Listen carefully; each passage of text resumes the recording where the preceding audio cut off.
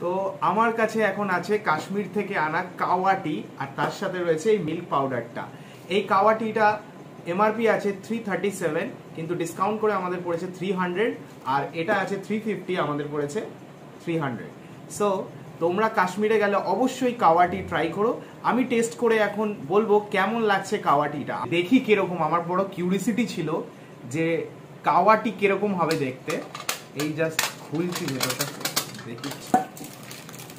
আচ্ছা, ওরা প্যাকেজিংটা কিন্তু খুব সুন্দর করেছে। বার করি প্যাকেটটা, দেখো এরকম একটা হোয়াইট কালারের এটা টি, এটাই কিন্তু কাওয়া টি। এই দাও প্যাকেজিংটা কত দারুণ, যেরকম প্রাইস সেরকম প্যাকেজিং। এটা হাফ টিস্পুন থেকে 1 টিস্পুন, এখানে লেখাই আছে 1 টিস্পুন ইউজ করতে, তো আমরা 1 টিস্পুন ইউজ করব উইথ লাস্টে গার্নিশিং এর জন্য এই মিল্ক পাউডারটা দেবো। চলো এটাকে রেডি করে নিই, রেডি করে টেস্ট করে তোমাদেরকে বলছি কিরকম এটা খেতে হচ্ছে।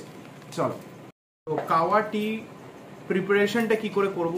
1 টিস্পুন, স্মল টিস্পুন আমি এই যে 1 চামচ নিয়ে নিয়েছি, এই যে এই 1 চামচ চা আমি দিয়ে দিলাম কাওয়া টি,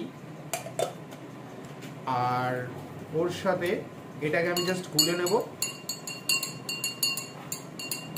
আমাদের অলমোস্ট টি কিন্তু রেডি, এটা র টি রেডি। এবার এর সাথে গার্নিশ করার জন্য কি দেব, এই মিল্ক পাউডারটা। এই যে মিল্ক পাউডারের মধ্যে দেখতে পাচ্ছ অনেক রকমের আলমন্ডস, অনেক কিছু রয়েছে এর মধ্যে, কেশর, খুব সুন্দর। এটা তোমরা দুধের সাথেও খেতে পারো, কিন্তু এটাও আমরা এই হাফ চামচের মতো দিয়ে গার্নিশ করে নেব। এই যে দিয়ে দিলাম।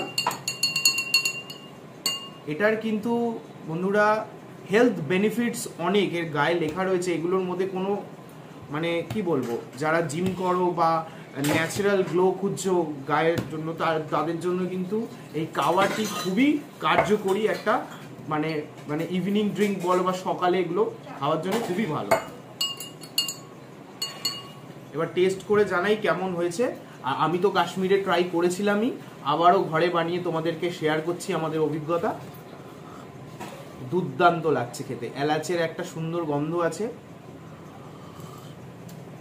খুবই রিফ্রেশিং, খুবই ভালো, খুবই খুবই সুন্দর।